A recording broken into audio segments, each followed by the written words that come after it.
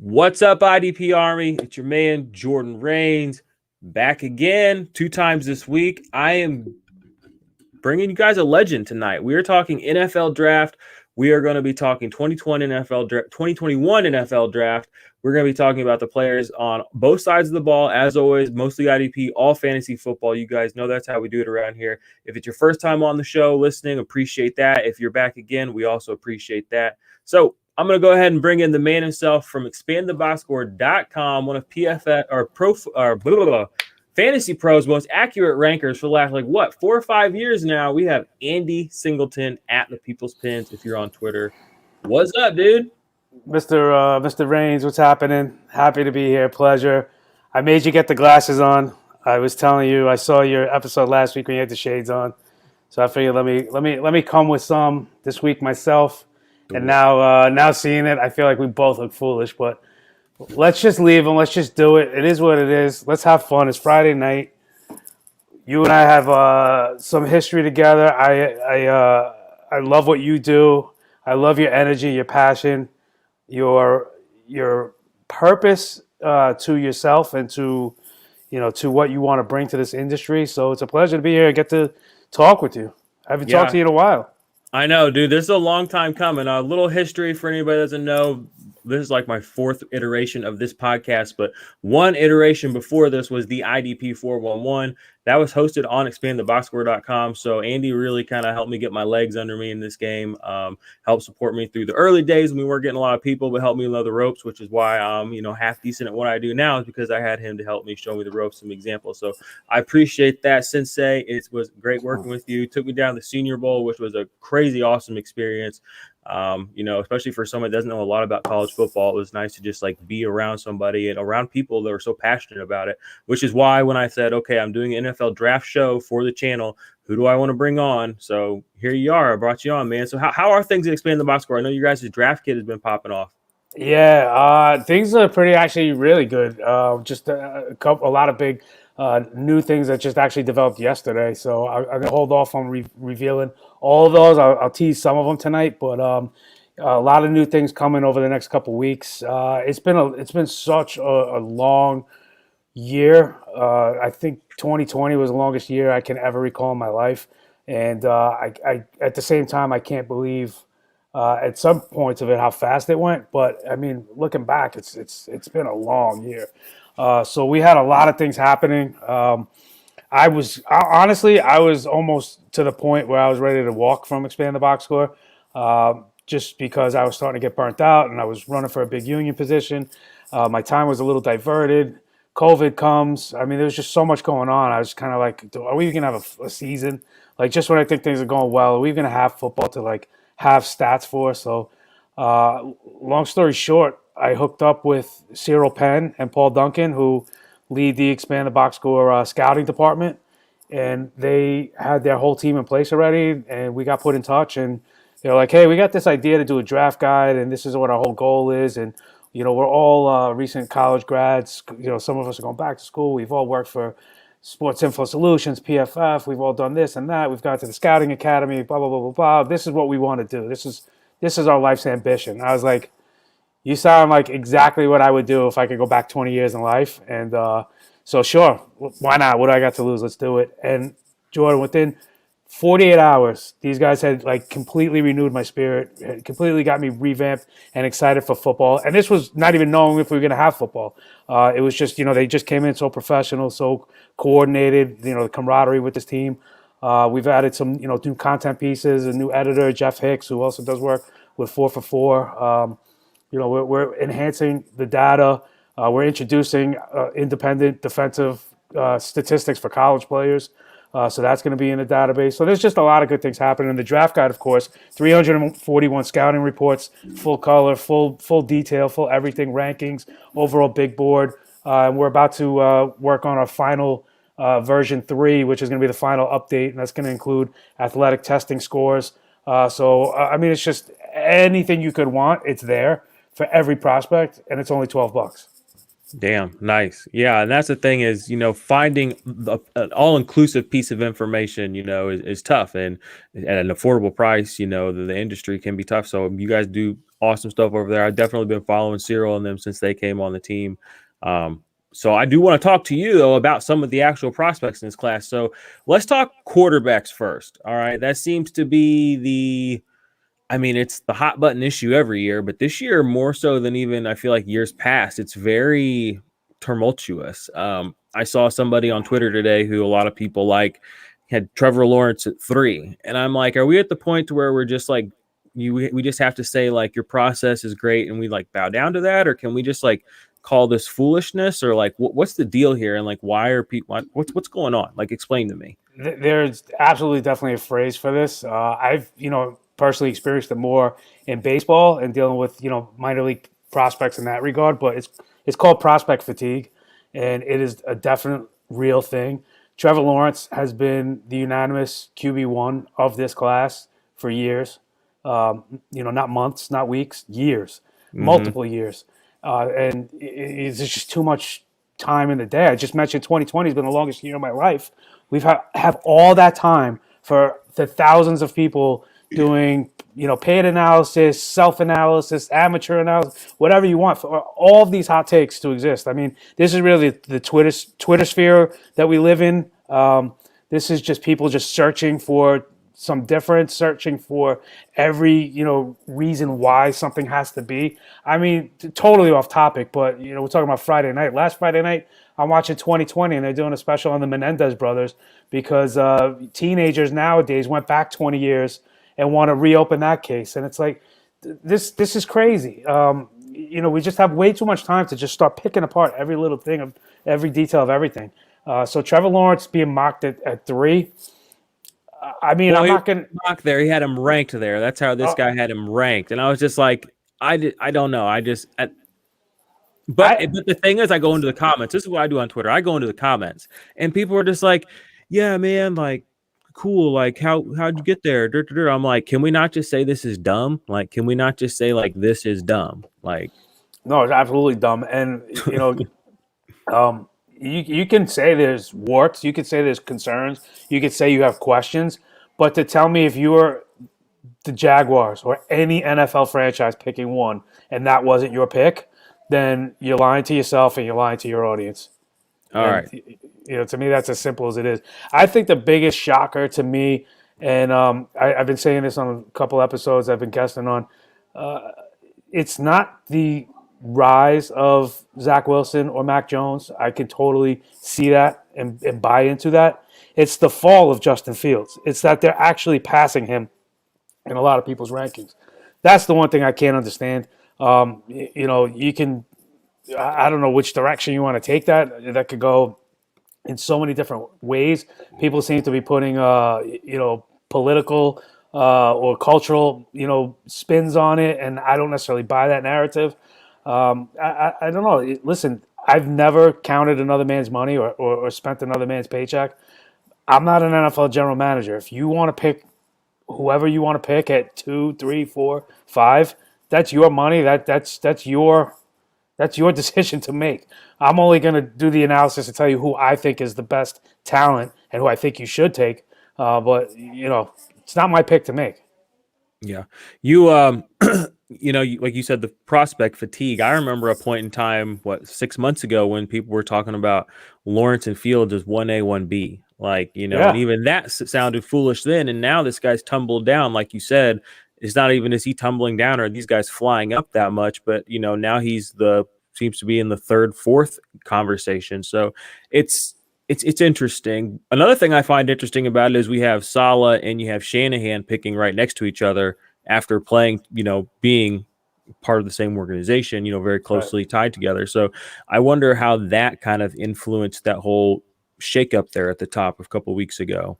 Yeah, that's actually an interesting point, and you wonder if there's any jockeying going on there. I don't know. We'll find out in a couple weeks. But what I really kind of my driving point through all this is one thing that convinced me about Joe Burrow last year and this meteoric rise and why you should believe it was not just this was a season for the ages Burrow put together, but the fact that he was at Ohio State and then at LSU, so he wasn't just in one program, he was in two programs. He got to see two coaching staffs. He got to be in the locker room around two elite programs and all those different athletes and all those different personalities and pick up a lot of different things from that. Justin Fields is in the same category when you look at him starting at Georgia and then going to Ohio State.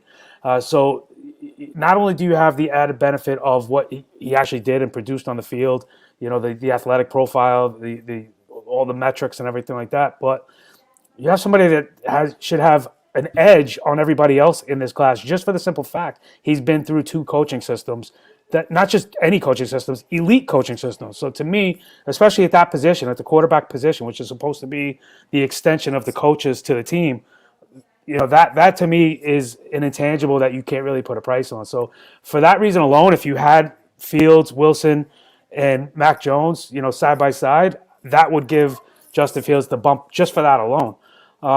The other thing I'll say I personally am not a big fan of Zach Wilson. I don't disregard him as being a first-round talent. I just think he's too much of a gambler. I think he got away with a lot of bad throws that will be picked in the NFL. And listen, if I'm wrong, I'll eat that, but he wouldn't be my first choice. And unfortunately, it looks like he's going to wind up in New York for my Jets. But Mac Jones is perceived to be going to San Francisco, as you mentioned. And when you look at their offense, it's basically built the way Alabama is built. So to me, San Francisco, look at the players they have. Look at the talent they have. That team is built to win with like a 3 to 5 year window. So do we care about Mac Jones and where he's going to be 10, 15 years from now? No. If you're Shanahan, you care about what do I need this year and the next 2 or 3 years, and Mac Jones fits that system perfectly. So it makes sense why he would jump Trey Lance or Justin Fields. But for that very specific reason. If it was just hey, we're rebuilding, we need a quarterback, then no, I don't think Mac Jones would be going 3 to San Fran. All right, let's talk a little defense now. Micah Parsons seems to be the guy that everyone's got as the linebacker one in this class. Is this true for you guys in the Expand the Box Score draft kit? Yes, and honestly, I think this is kind of a weak middle linebacker class or linebacker class. But he's at top of the board for us, and I mean this is literally almost to the T, almost ounce for ounce, a carbon copy of Isaiah Simmons. The only difference for me really is that he's more of a traditional linebacker. I think he's a little bit more intuitive to the position. So, but size-wise, speed-wise, ceiling-wise, I think your floor is Isaiah Simmons, and we saw him start to come on last year. We still don't know what he's going to ultimately be, but you start to saw signs of life at towards the middle and end of the season. That's your floor with Parsons, I think, and I think as a linebacker, especially as a middle linebacker, as that Mike, I think he's got a higher ceiling. Nice. I'm looking at Peter Schrager's most recent mock, which just came out today, and he has him going 11 to the Giants. That's one pick after the Cowboys, who have a linebacker fetish. And then we also have right before that, we had the Denver Broncos. He had them taking Trey Lance, but they need little middle linebacker help too. So that's an interesting little area right there for him to maybe go. Do you have a spot that you think he is maybe going to land? I mean, it doesn't seem like as the best player available, as one of the best players available, doesn't seem like he's going to slip out of that top 15. There's a couple teams that could certainly use them, but I don't think their fan bases would necessarily love it. When you start looking at, Atlanta at 4 is probably high, and that seems to be where everybody's saying Trey Lance is going to go. Listen, can you conceivably think if the Falcons want to play for Trey Lance at 4 and Fields is there because Zach Wilson and Mac Jones have leaped him, that Atlanta's going to pass on Fields? So I think Atlanta's going to be bound to a quarterback or trade in that pick, so whoever bounces up there. Cincinnati, after going through the gut-wrenching pain of losing Burrow, you're going to think they're going to want to protect him, not to mention everything we've joked and talked about Joe Mixon having as this inferior line in front of him. So it looks like Cincinnati would probably definitely go that route. And then you start getting into the weeds where these teams in that next realm could go in so many different directions, whether it be offense, defense, I don't have a particular landing spot for him, but I can't see him getting past probably 10. Philly, if he's at 12, it just seems to be the perfect fit. Both a Pennsylvania player close to where he played college, a dramatic need that they have. Yeah. But I don't think Philly fans would want that at all. They're going to want a wide receiver there. So he can go. He can go to a lot of places. Detroit could certainly use him. Yeah. He's got a lot of options. I think for IDP production, the best spot for him to go would be the Broncos. From there, I wouldn't mind seeing him go to Dallas because I think Leighton Vander Esch is not long for the league, or at least not long for a starting position. He's just doesn't do a lot besides tackle, honestly, if we're just being honest with ourselves. I don't like him to New York because I love Blake Martinez and I like what he's able to do there as their main guy. I don't even want to have anybody breathing down his neck for IDP purposes. That's me being selfish. Philly, they could use him. That would be a good pick for them. They just brought in Eric Wilson from the Vikings. They got him at 3.25 million or something like that, which is crazy on a 1-year deal because Wilson was really good this last year and he's an athletically gifted guy. And I remember they got the Anthony Harris as well off the Vikings. Yeah. So their defense is low key kind of, the defense they roll out week 1 is going to be nothing like the defense they had last year. So no matter if they draft Micah Parsons or not. So what do you say? My distant cousin Alex Singleton is Alex Singleton's good. I think he's better than people want to admit. Even myself, during the season, I was just like, but he kept showing up, and he wasn't just making tackles; he was making plays. So, but I was a Nate Gary apologist too there for like 30 seconds. Listen, you weren't the only one, but that was he's such a lightning rod.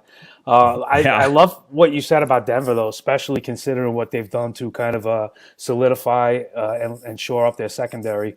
This past offseason. I mean, that really takes away a lot of the passing threat, if you will, and gives Parsons, if he winds up in Denver, a lot of extra time and room to maneuver in the middle of the field.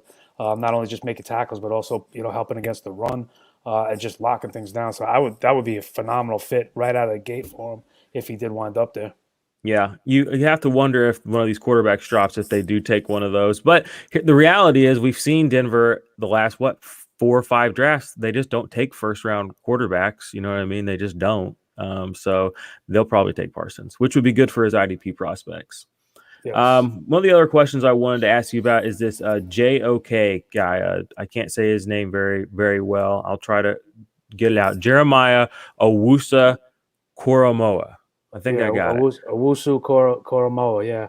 So AKA the Joker. Listen, everybody loves a nickname. The only Joker I think of now is playing basketball in Denver. But we can go with the Joker. That's fine. We have also been doing a video series through Twitter, 220 Scouting, with Matt Holder, and 220 Scouting because Twitter allows you 2 minutes and 20 seconds to upload a video. So for short attention span theater, it's perfect. We go through 3 to 5 or 6 clips in that 2 minute, 20 second span. And Matt goes over and breaks down specific attributes of a player on specific plays and how they win and why you should be intrigued by them. Koromoa, the thing that you got to love about him is he has very high level football IQ as well as high level instincts, just natural instincts to the ball and just sizing up opponents, playing the chess game. But he also has the athleticism to match all of that, so he can back this up. Now, I do think he's a little bit undersized and somewhat of a concern. I think he can get bullied a little bit. Definitely, I think keeps him at that linebacker role, whether it be on the strong side and the weak side, as the Mike, as the Will. I can't really ever see him growing into an edge kind of rusher, even though he does have that kind of athleticism and speed. I just don't think he has necessarily the strength to win consistently. So I think you'll see him in the middle of the field, but he's definitely a playmaker in the middle of the field. He can intercept, he can cover, he can tackle, and he's got great smarts and instincts. Yeah, I could see it seems like the Lions are in desperate need of a linebacker just to get that defense, a piece they can build around. He's a good contestant to go there. Another guy, Zazen Collins. I've heard he got a lot of hype a couple of weeks ago. People have kind of cooled down on him, but from what I've seen, I mean, he's a big boy. He looks like one of the bigger linebackers in this class, if not the biggest one. Yeah. Looked like he had good instincts as well. Looks like he had good hands. He had multiple interceptions this last year. What can you tell me about him, and what do you think about him? His prospects. Obviously it's landing spot dependent, but what did you see when you watched him play this year? Yeah, I originally liked him as a first rounder. I've kind of cooled off on that. Zafen Collins was the top linebacker in the country. He led Tulsa to a top 20 program. Definitely a heart and soul kind of guy, but he as you said, he's big, a little bigger. He's in that 4.7 range. To me, the name that kind of comes to mind with that is Reggie Ragland. So you got a guy who could be productive, but he's not going to be elite. He's not going to be that next level top guy. The locker room guy, the guy who can call plays in the huddle, the guy that can run the defense, but he's not going to be your star on defense. I don't think this is a guy that I've dropped from having a first round grade on him. I don't think this is a guy that's going to come in and maybe he'll make a Pro Bowl or two in his career because he does have that kind of ability. But I don't think this is going to be the guy that you're not building around him. You're supplementing him to other pieces. Yeah, he's going to be more of a fit kind of defensive player, maybe like a guy you could put into Washington or somewhere that's already pretty well established, which they need linebacker help. Although I am a Cole Holcomb fan, but I would like to see a playmaking linebacker end up there as well. They have that 19th overall pick. Looks like Peter Strager here has another defender I wanted to ask you about, Mock there. Trevon Moehrig, this TCU safety. What can you tell me about him? Which is the interesting thing about this is Traeger putting him there is they hit on Cam Curl last year. What was he, a fifth? Yeah, or fourth or fifth out of ASU. I don't remember the actual he's pick, good. Yeah. He's good. And then we know Landon Collins is good. He's hurt, but we've seen people come back from Achilles injuries and be okay in recent years, most notably being Richard Sherman. So it'd be interesting if they did draft him. But what do you think about Trevor Moehrig? Yeah, he's a lot of mocks you'll see have him as the top safety. We have him listed at the top as well. He's not my personal top safety, and not for anything necessarily a knock against him. To me, it's more of a tier that's clumped up at the top. This is not necessarily a strong safety class, and not only do I mean the actual literal position strong safety, but a top, strong class of safeties as well. It's not an awful class. It's not a leading role kind of class, in my opinion, and it's definitely more of a free safety and coverage class, which is good because the league is definitely trending more vertical, and you want to have extra pieces in the secondary, whether it be that nickel corner or somebody man in the slot. Linebackers are moving back to the safety position. So it's not something we're not seeing guys that can cover back there, but it's maybe I'm dating myself by wanting to see more traditional, hard-hitting guys that are also known as being good tacklers and sound tacklers and coming up and being that last line of defense, not just covering the ball, but also covering the ground, if you will, or against receivers running or running backs getting through or tight ends coming across, whatever the case may be.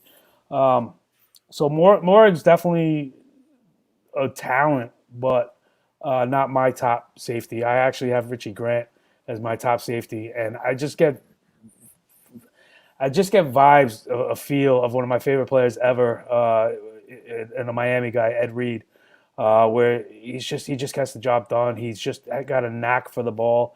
He just always seems to find a way to get it or get there, whether it be stripping it and forcing a fumble, or getting his hands on it and breaking something up, or getting an interception.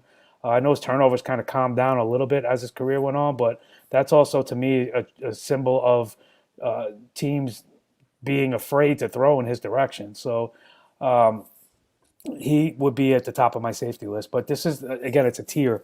So you got those two, and then you got Javon Holland out of Oregon on that top tier for me. So it's not the greatest class of safeties, but it's also not the worst. You will get some talent there.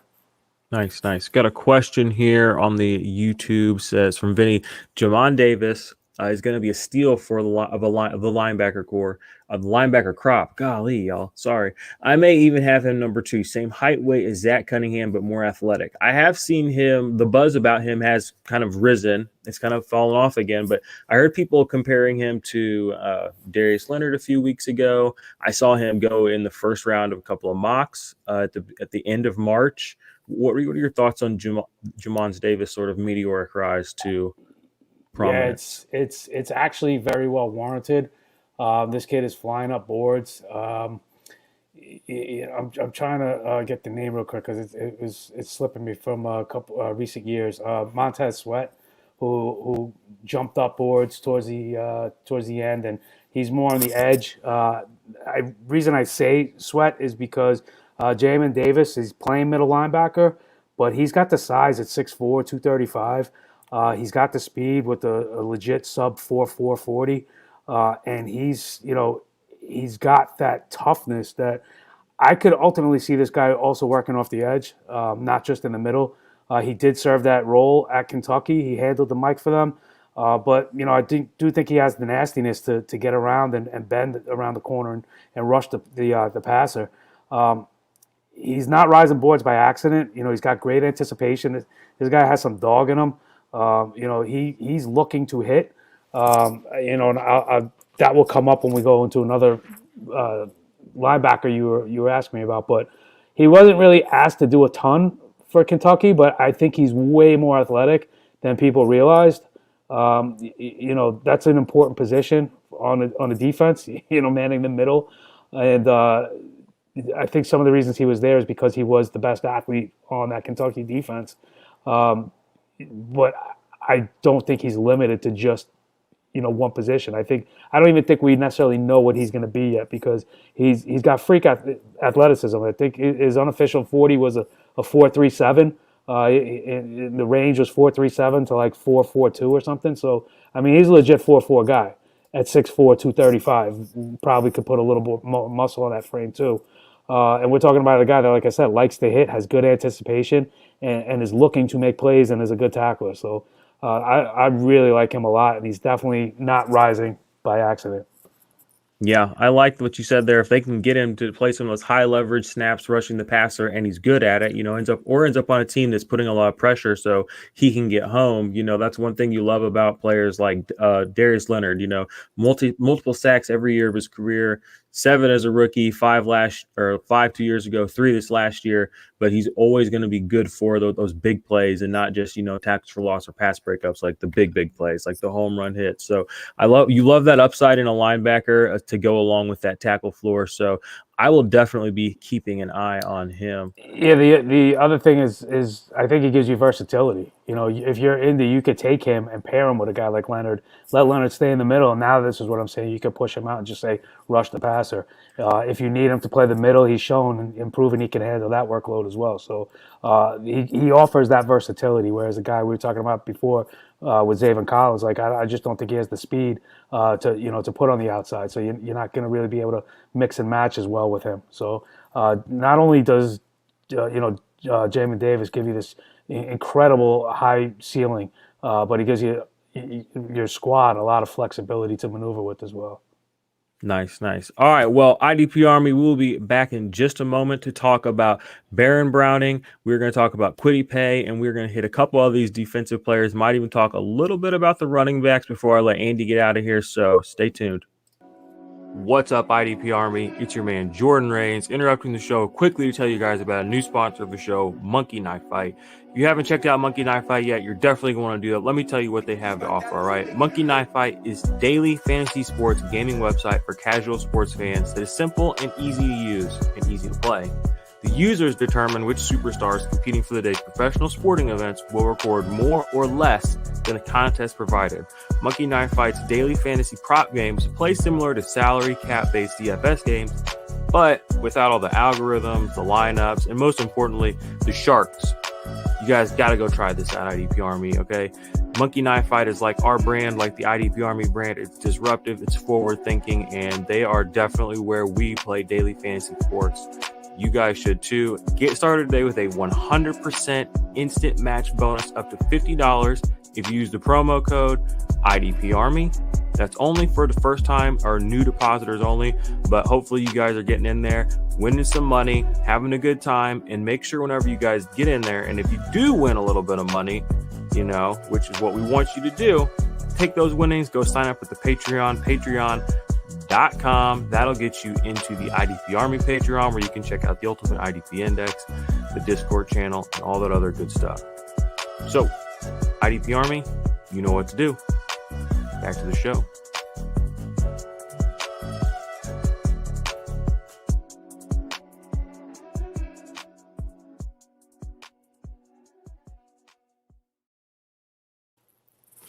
We're back. Hope you didn't miss us too much. Hope I didn't bore you to tears there with my little advertisement. But guys, like I said, do go check out the Patreon. Check out the Ultimate IDP Index. That's my baby.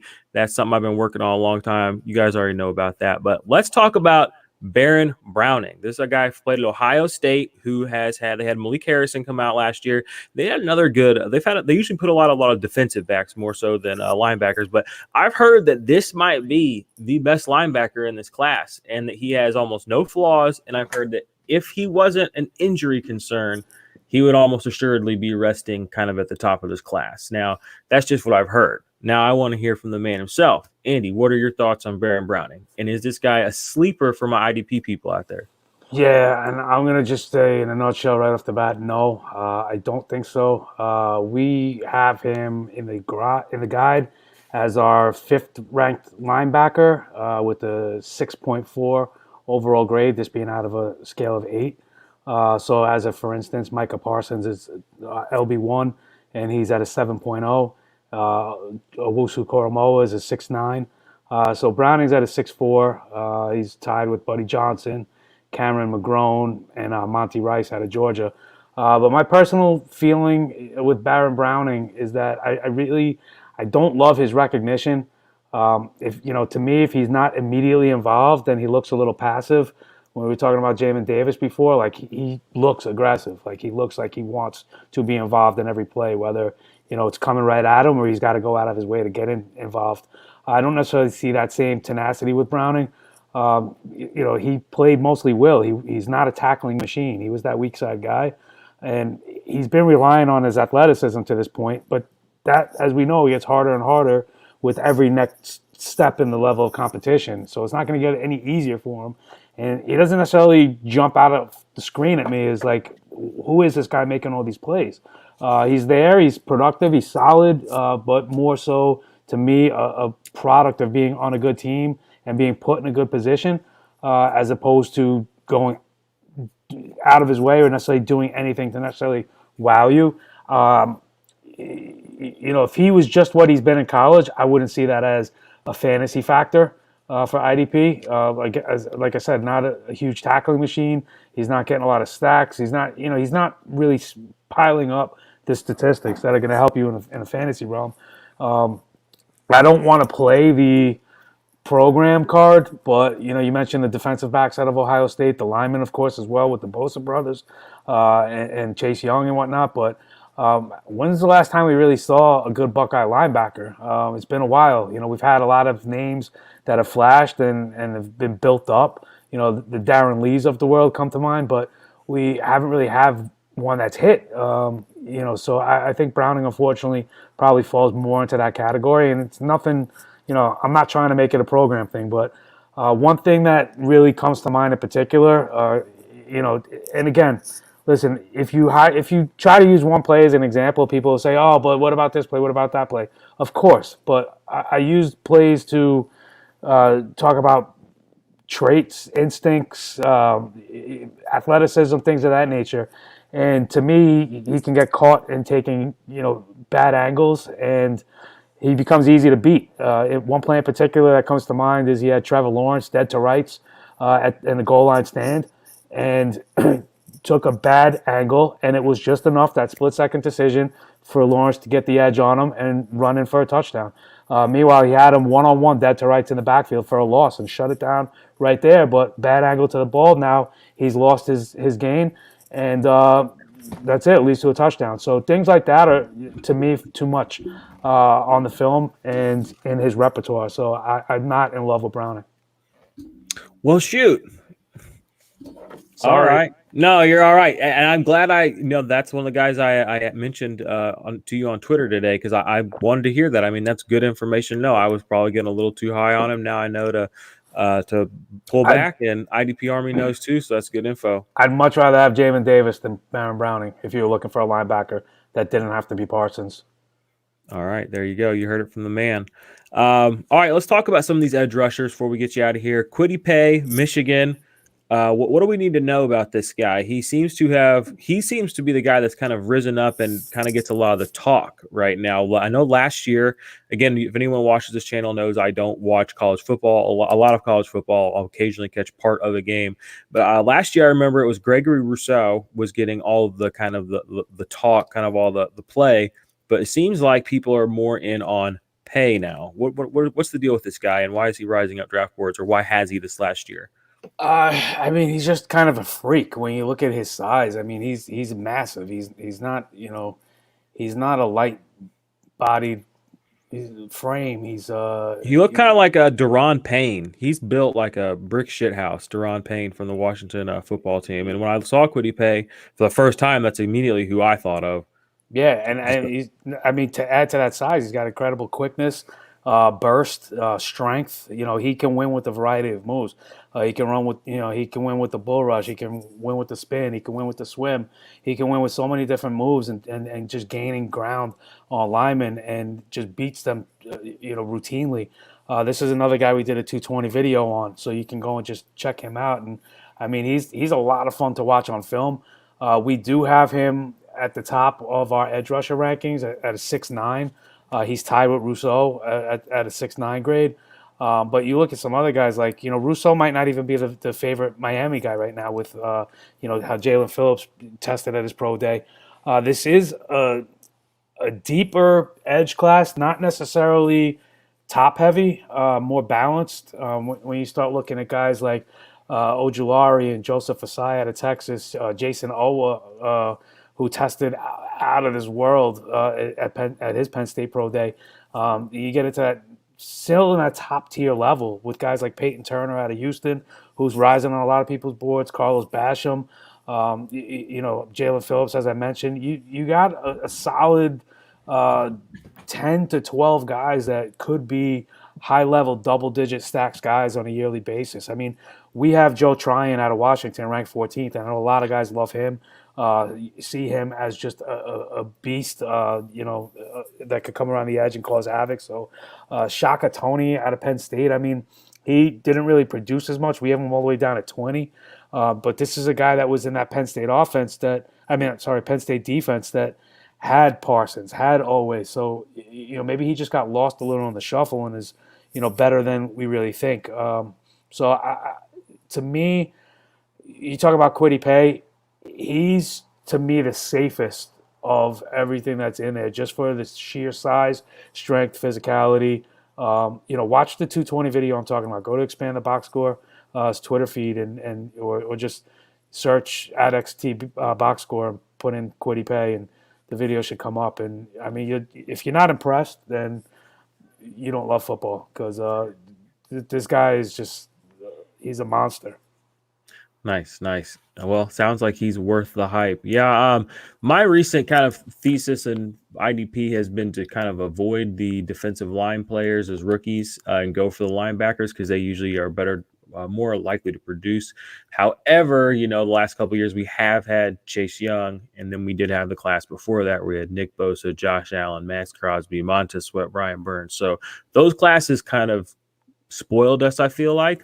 But maybe this class is going to spoil us again. I don't know. It seems like there's been a nice infusion of quality edge rushers the past couple of years into the NFL. I definitely agree with you that defensive linemen take a little longer to develop. Some of the edge rushers depends on what your, I I think people look at Pay and think he's going to play more inside. I think this is definitely a guy that can stay on the edge. When you talk about size, again, I'm losing names now. The kid out of Iowa last year, off the edge. Epinesa. Yes, that fell to the Bills. Right. He was a guy that I looked at. I just thought this is just a big guy. He just wins with strength. He's not winning with necessarily quickness or athleticism on the edge. He's just bruising guys and bearing down on them. Kwity Paye can do that, and then he can also beat you with like pure athleticism and speed and quickness. So he's not a one-dimensional guy. And so when you look at that package, he's kind of a guy that I get what you're saying, but I might be more willing to invest in even for year one. Nice. I'm looking at NFL.com. Their NFL comparison for him is Emmanuel Ogbah, who had a really good year this last year with the Dolphins. Yeah, he was kind of a nice rebound, right? Yeah, from he was with the Chiefs for the year before that, and I mean it wasn't like he was bad, but he's never been really bad. He's just been kind of just a middle of the pack kind of edge rusher. But this last year, he really put on those sacks and made a big difference. And I feel like that whole Miami team, just in general, there's a lot. Everything there is just syncing up really well. I'm a Team Tua guy. I think he's going to blow up this year. Yeah, I agree. I actually was listening to. You want to go back to quarterbacks real quick? I was listening to. What was I listening to? Oh, Damian Parsons had Kyle Krabs on his show, and I just heard a little snippet that they teased or whatever. It was basically talking about two throws in particular that Tua did not make. That he just panicked. One was Devontae Parker wide open, like on a double hitch or something, and he just like saw him and just was gun shy. And then there was another play like a Jazeki seam route that he was wide open and just didn't throw him the ball. Benched him. Fitzpatrick comes in. They run the same play right away, that same Jazeki seam, and it goes for like 40 yards. I'm just thinking these seem like very easy fixes. That if you got a good coach and we can identify this in this world, in this community, that this should certainly be identified with Tua and his coaches. And if you can't say, listen, son, you can make this throw, just put the bread in the basket. We're looking at a 4,000 plus yard passer next year with 20 plus touchdowns and the number, what was it, 3 overall pick that we thought he could be. Yeah, and adding Will Fuller, I don't think they're going to take a first round running back. I wouldn't be surprised if they draft a receiver, honestly, with that first round pick. So it'll be. I just don't see a world where Tua doesn't get better and it doesn't get noticeably better in year 2. So, all right, before we close it out, I had one other defensive player I did want to ask you about, and that was the other guy out of Miami. Jalen Phillips. He's another guy that I've kind of seen rising up. What can you tell me about him? Yeah, that's really more so been because of his pro day and how he tested. And I don't have the numbers in front of me. I have to go back and look them up. But we had him at a 6.6. And again, these scores are going to change a little bit with our third and final version of the guide, implementing now that we have athletic testing and all these pro day numbers. They're going to be fluctuating a little, but Phillips is another big guy, solid program. I think his biggest issue has been consistency more so than anything else. Like this kid was a high recruit coming into Miami, part of one of those names that was coming in to rebuild the program. Showed flashes, he got to wear the chain, multiple times, the 305 and, got to mug for the cameras, wearing the turnover chain and everything like that because he was making plays. But I think the consistency level was what kind of was lacking. And then when you see like Rousseau sat out this year and then Miami just kind of wasn't what they were supposed to be, I think that wears on players like Phillips where that shine kind of, going back to kind of like that prospect fatigue where, the shine kind of wears off a little. And then you come out and you have a great pro day and you remind people that, hey, I was a top prospect for a reason. Hey, I'm a good football player. Hey, I got size and athleticism that you just can't teach. And all of a sudden, you're going to start reminding people of why you should be considered one of the top at your position in any particular class. And I think that's where we are with Jalen Phillips. So I think you remember this. I've been a Miami fan just because. More recently I've been partial to Bama, but I've always been a Miami fan just because we didn't have a football team in New York City outside of Rutgers, and I just adopted them as a child, and so I'm happy to see Phillips starting to get the rise. Of course, this was a kid that transferred out of UCLA into Miami, so it's been a slow process to get to this point for him. And again, I think that's kind of where, like I mentioned, the prospect fatigue. This is somebody that's been known, we've known about. It's just kind of like reminding, hey, don't forget about me. And that's where we are. Nice. Yeah, it says he ran a 4.54 at the 40. That's pretty dang quick. So yeah. Well, and what was his measured weight? It was in the 260s. 260 exactly. Yeah. So I mean. Dang. That's a lot of momentum, a lot of force coming at you. Yes, exactly. We got here somebody on Twitter or on YouTube. Phillips is being slept on because of concussion concerns. Yeah, that's what happened to Montez Sweat too. It wasn't concussion, but it was the heart thing. And the heart thing did him more than he's such a beast. Did him more than anything. But I listen. The concussions are going to be a part of any football player's concerns. All it takes is one. So if you're still playing with a couple on your ledger, it is what it is. This is the game. This is the dangerous game. We know this going in. So I get it. I get that could be a concern. But you're playing. He is playing, and like I said, all it takes is one. So to me, that's the type of thing that I can't really worry about. That we can talk about Caleb Farley and his back issues, and to me, I'm not even that concerned about those, but that would be something that you could say, hey, that's more of a let's panic on this, maybe, possibly.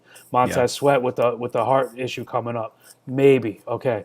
But the concussion thing to me is kind of like, listen, that's par for the course. Yeah. So if he had to miss time or any parts of last season, maybe, yeah. But that hasn't necessarily been the case. Fair.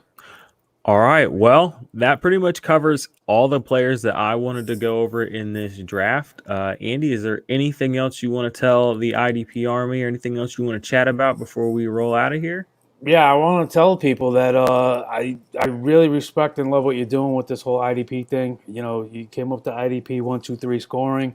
You've really been a proponent for the game. I think it's a great thing. I'd like to see it get more into the college ranks, especially now that we're going to be offering independent defensive metrics and stats for college players in our database as well. So, I would love to see more people start at that level with this because, for one of the frustrating things before I started playing IDP was knowing who defenders were and seeing guys and just like they had no value.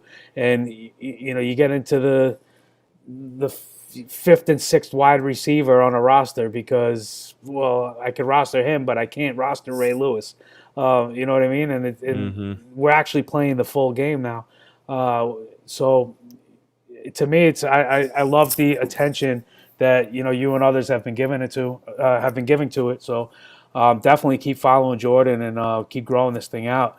As far as anything else I want to say, tons of stuff coming to expand the box score. Follow me on Twitter if you want. Follow Expand the Box Score for sure. We're built off of our stats. We're an advanced statistical database that has every touch for every player. We started with the college game. We also have NFL stats as well. Probably our biggest advantage is having a comparison table where you can customize your search to however you want. So as an example, you could search junior wide receivers 5'10" or under in the SEC with a minimum of 8 targets if you wanted. You could get that specific as an example. So to me, that's probably our best thing. But we do have, like I said, every touch for every player. We have targets. We have red zone data. And of course, I'm talking about college right now. But NFL, we have a little bit beyond that. We're in the midst of a complete upgrade to everything. So the look, the feel, some of the stats that we have, it's all going to be there. And we're priced at a yearly subscription is $25 for full access to sport of your choice for a full year. So it's really, something you can't be without. Doesn't just help for fantasy, helps for gambling, helps for scouting. Any aspect you can apply it to, it has a use and a value for football fans. And then the draft guide, as we were talking about, 341 full scouting reports. It's just one of we haven't had one bad review on it, and I feel so confident in saying that. Purchase it, and if you don't like it, I will refund your money gladly. And you can keep the guide. So you can get it for free if you don't like it. I mean, let's be honest with each other, But point is, you're gonna appreciate it. You're gonna love it. You're gonna love it. So yeah, go check that out if you haven't already. That's the deal. Yeah. Hey, I really appreciate you coming on, guys, gals. Like I said, Andy and I go way back. He's been in my corner since the beginning. The very first iteration of IDP 123 scoring article is on expandtheboxscore.com. That is where I forgot I had these on. I know, right? Oh, golly. That is where the original can be found. That's where the first version went up before the next iteration went on Dynasty Nerds, and then I have other iterations kind of around the internet now, but that's where it all really started. And Andy gave me a spot to put my work that I'd been, all that research I got into it. So I really do appreciate that, and you giving me that shot, that opportunity, and it's led to this. It's taken a while to get here, but everybody's got a journey and a story, and you've been a part of mine. And I'm sorry it took me so long to get you on here, but I've had a good time tonight, man. It's all good. It's all good, and there's always big future episodes as well. So. Amen. I'm just happy to be here tonight. So thank you for having me. And hopefully gave some of your audience something to write in their notebook and take to draft day with them. Hell yeah. I'm sure we all learned a little something tonight. So ladies and gentlemen, IDP Army, until next time, it's been your man Jordan Rains. It's been Andy Singleton, the People's Pen. We'll be back soon.